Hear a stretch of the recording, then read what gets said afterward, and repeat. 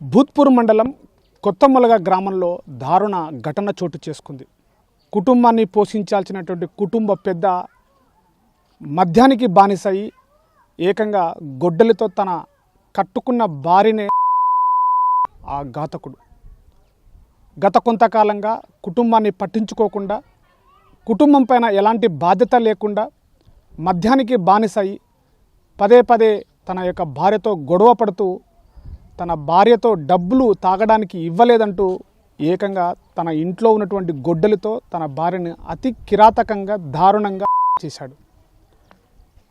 ఈ ఘటన ఒక్కసారిగా భూత్పూర్ మండలం కొత్తమొలగర గ్రామంలో చర్చనీయాంశంగా మారింది. ప్రస్తుతం మనం కొత్తమొలగర గ్రామంలో ఆ వెంకటయ్య అనేటువంటి నిందితుడి ఇంటి దగ్గరనే ప్రస్తుతం ఉన్నాం.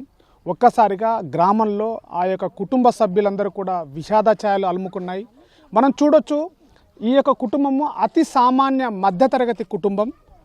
కష్టపడితే కానీ పూట గడవనటువంటి ఈ కుటుంబాలు ఒక్కసారిగా మద్యానికి బానిసయి కుటుంబంతో ఒక్కసారిగా చేసుకునేటువంటి స్థాయికి దిగజారిపోవడంతో ఒక్కసారిగా ఆ కుటుంబం మొత్తం కూడా చిన్నాభిన్నమైనటువంటి పరిస్థితి కనబడుతుంది. అతి సామాన్య కుటుంబంలో ఇలాంటి ఘాతుకానికి పాల్పడుతున్నటువంటి ఘటనలు కోకొల్లలుగా కనబడుతున్నప్పటికీ కూడా ఈ యొక్క ఘటనతో ఒక్కసారిగా కొత్తమొలగర గ్రామంలో చర్చనీయాంశంగా మారింది. వీటిపైన కూడా అధికారులు స్పందించాలని చెప్పేసి కూడా చెప్తున్నటువంటి పరిస్థితి. ప్రస్తుతం ఆ కుటుంబానికి చెందినటువంటి కుటుంబ సభ్యులు మనతో ఉన్నారు. వారితో మాట్లాడే మరిన్ని విషయాలు తెలుసుకునే ప్రయత్నం చేద్దాం. ఎట్లా చెప్తారు, అసలు ఏం జరిగింది, ఈ యొక్క ఘటన ఎప్పుడు జరిగింది, ఎలా జరిగింది, ఏం చెప్తారు? ఇది మొన్న జరిగింది సార్, మొన్న జరిగింది. అయితే కొత్తమొలగ గ్రామం చెందిన వెంకటయ్య సార్, మా మామ. ఆయన తరచుగా మద్యం సేవిస్తుంటాడు. ఊకే ఏం పని ఇట్లా ఏం చేయడు. ఖాళీ మద్యం సేవించి ఇంట్లో పడుకుంటాడు, పనికి వెళ్ళాడు. పదే పదే గొడవ పడుతుంటాడు భార్యతోన. ఊకే డబ్బులు కావాలి, నాకు పైసలు ఇవ్వకపోతే నేను పని కోను, మద్యంగా తాగి ఇంట్లోనే ఉంటాడు. జనరల్గానే రోజుగా లాగానే ఆ రోజు కూడా మామూలుగా పైసలు అడిగిండు. ఆమె అంతకుముందుగా కొద్దిగా జ్వరంతో బాధపడుతున్నది. నా దగ్గర డబ్బులు లేవని అన్నది. అంటే నాకు ఖచ్చితంగా డబ్బులు కావాల్సిందే, లేదంటే నాకు ఇవ్వాల్సిందే, లేదంటే నేను కొడతా అది అని బెదిరించిండు. ఇంకా ఆమె జనరల్గా మామూలుగా ఎప్పుడు ఇట్లా గొడవ అయ్యేది. ఇంత దారుణంగా ఆమె ఊహించలేదు, ఇట్లా నన్ను చంపుతాడని అనుకోలేదు. కాకపోతే ఏమైందంటే ఆ రోజు అతన్ని ఆల్రెడీ బయటికి వెళ్ళిపోయి తాగి వచ్చిండు. ఇంత మందు ఇట్లా కలి తాగి వచ్చిండు. మామూలుగా చుట్టుపక్కల చూసిండు, ఎవరు కనపడలేదు. ఇంట్లో ఒంటరిగా ఉన్నది. ఇంకా ఆమె ఆ ఊళ్ళతో పాటు వాళ్ళ అమ్మ ముసలి, ఒక 78 వయసు అమ్మ ఉన్నది. ఇంకా మామూలుగా ఆయన ముందే మళ్ళీ ప్లాన్ చేసుకుని తెలియదు. ఇంట్లో ఉన్న గొడవలు ఉన్నది. అది తరచుగా ఇద్దరు గొడవ అయింది. మామూలు ఆమె కొడుతుంది, నేను చంపుతా ఇంత దారుణంగా అనుకోలేదు. ఇంకా ఒకసారిగా డబ్బులు ఇవ్వనందుకు ఒకసారిగా ఆమెని వెనుక దాడి చేసిన దారుణంగా గొడవలు తీసుకొని సెంటర్లో ఇక్కడ ఫస్ట్ నరక. తర్వాత ఏం చేసినంటే ఆయనకు కసి తీరలేదు బిడ్డ అన్నట్లు. ఇంకా అంతకుముందు ఏమైందంటే నేను వాళ్ళ అడవిలో ఇంటికి పోతా అనుకున్నాను, నరసింగపురం. నన్ను ఒంటరి అని చేసి వెళ్ళిపోయేటట్లు అనుకున్నాడు. ఆయన మనసులో ఏమనుకున్నా తెలియదు. ఇక దాడి గొడవలు తీసుకొని తర్వాత ఆయన కసి తీరాక బయటకు వచ్చినాక రిటర్న్ చేసి ఇట్లా మన గుడ్డలు ఇద్దుతున్న మనిషిని దునపొద్దు నరికినట్లు బాగా నరికిన సార్. ఈ తల ఏమీ లేదు, లాస్ట్ కొద్ది తట్టుకున్నది సార్. ఇక అంటే ఎన్ని రోజుల నుంచి వెంకటయ్య పని చేయకుండా పదే పదే ఇంటి దగ్గర ఉండడము, గొడవలకి పాల్పడుతున్నప్పుడు కుటుంబ సభ్యులు ఏమైనా చెప్పారా, తనకి ప్రయత్నం చేశారా? ఆ కుటుంబ సభ్యులు ఛాన్స్ చెప్పిన సార్, ఇట్లా నువ్వు మన కప్పులు ఉన్నాయి, ఇంటికి పనికి వెళ్తేనే వెళ్తుంది.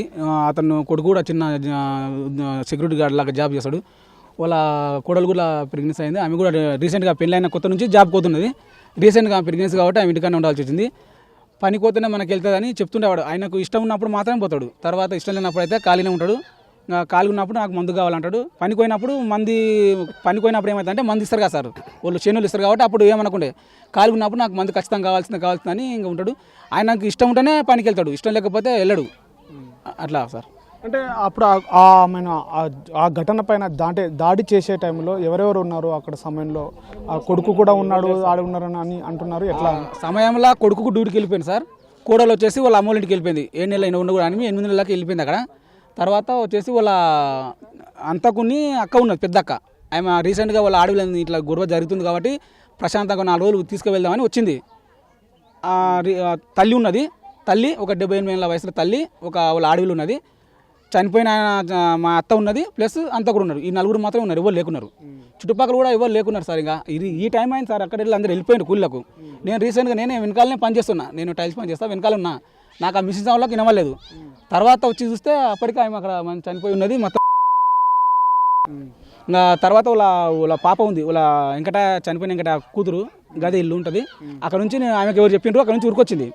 ఉరికొస్తే ఏమైందంటే గుడ్డల చేతులు కదా సార్, ఇప్పుడు సలల్ నాయమని పెళ్ళాన్ని చంపినోడు మన ఎదురైన కొత్త మనం కూడా అటాక్ చేస్తాడు అన్నట్లు నేను ఆ అమ్మాయిని అక్కని ఆపి రీసెంట్గా కొంచెం కూల్ అయినాక గుడ్డలు కడిగి ఇట్లా పెట్టినాక తర్వాత వెళ్ళిపోయి ఇంకా నేను ఎందుకు చంపిన అని చెప్పి అడిగినా 2 దెబ్బలు కొట్టినా.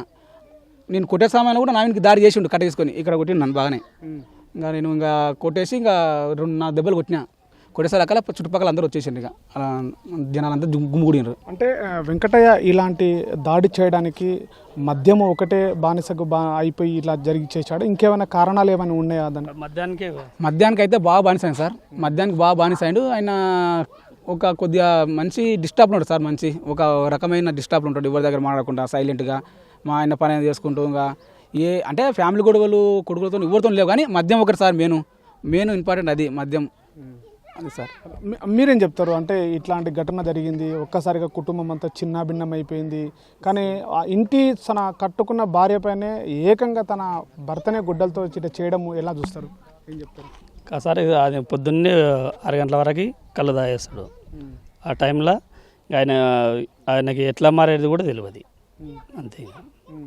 అంటే గతంలో కూడా ఇప్పుడు తరచుగా ఇట్లా తాగి గొడవలు డైలీ తాగేస్తాడు. డైలీ పొద్దున్నే 6 గంటల వరకు 6:30 7 గంటల వరకు పొద్దున్నే కళ్ళు తాగేటోడు. ఆ కళ్ళు తాగి ఇంటికి వచ్చేటోడు. మళ్ళీ ఇంకా అది టైంలో ఏమేమి చేసిండో ఏం కదా ఆయన తాగిన మొత్తంలో ఇంకా అదైతే అంతే సార్. అంటే ఇటు జరిగిన తర్వాత కూడా మళ్ళీ తను పశ్చాత్తాపం కానీ లేకపోతే ఇక్కడే ఉండని తెలిసి అంటున్నారు, నరికిన తర్వాత కూడా ఇక్కడనే ఉన్నాడు సార్, ఇక్కడనే ఉన్నాడు, ఏం లేదు ఇక్కడనే ఉన్నాడు. ఇట్లాంటి ఘటనల పైన ఏం చెప్తారు మీరు? అంటే ఇట్లాంటి మధ్యతరగతి కుటుంబాల్లో ఒక్కసారిగా ఇట్లాంటి మద్యానికి బానిసే చంపడం నేరు కానీ ఇట్లాంటి కుటుంబాల్లో కూడా పైన ఏం చెప్తారు? ఇలాంటి కుటుంబాలకి ఇంకోరు కూడా జరగకూడదు. ఇప్పుడు మాకు జరిగింది కదా, ఇంకోరు కూడా జరగకూడదు అని మేము అదే కోరుతున్నాం.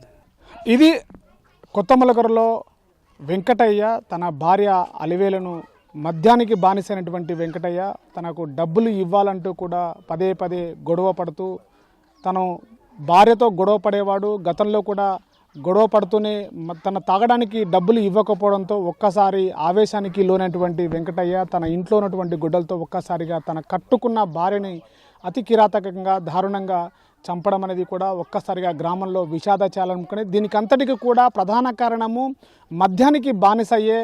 ఈ మద్యానికి బానిస అయిన తర్వాతనే ఇలాగా కుటుంబాన్ని పోషించడము పట్టించుకోకుండా ఒక్కసారిగా ఈ యొక్క డబ్బులకు పదే గొడవ పడడము అడగడము దీనిపైన ప్రధాన కారణాలు అని చెప్పేసి కూడా చెప్తున్నారు కుటుంబ సభ్యులు. ఇలాంటి ఘటన మరొక కుటుంబానికి రాకూడదు, ఇలాంటి దారుణమైనటువంటి ఘటన జరగకూడదని చెప్పేసి కూడా కుటుంబ సభ్యులు ఆవేదన వ్యక్తం చేస్తున్నటువంటి పరిస్థితి.